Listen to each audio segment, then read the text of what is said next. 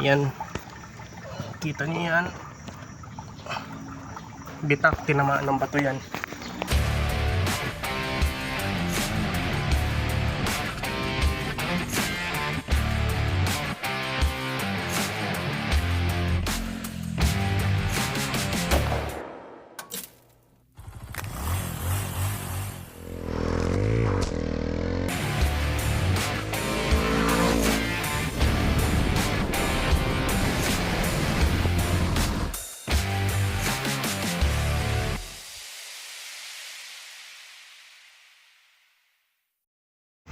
Ayan, gagawin baklas ang engine, naka VMAX pa.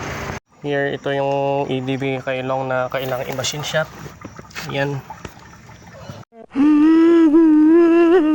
kita niyo yan, bitak, tinamaan ng bato yan. So babaklasin ko na yan and then let's go, papamachine shop natin. A few moments later. Ito, may ulan ng panahon pero tuloy-tuloy lang para lang sa ating minamahal na customer. Ayan na nga, kinalag, binaligtad, at ito na yung tama. Ang laki ng pingas, no? Oh. Bitak na bitak.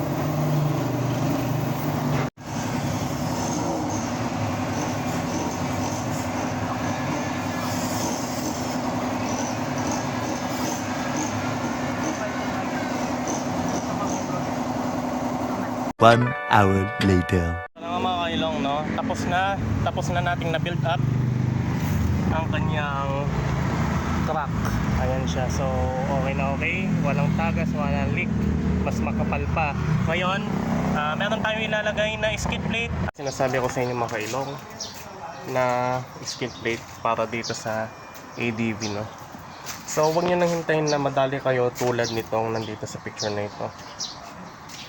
So ito, ililink ko ito sa ating yellow basket or depende kung anong app ang inyong gagamitin, no? Pawis na mga kailong. Ayan, the moment of truth na ilagay na natin, no? Ayan siya.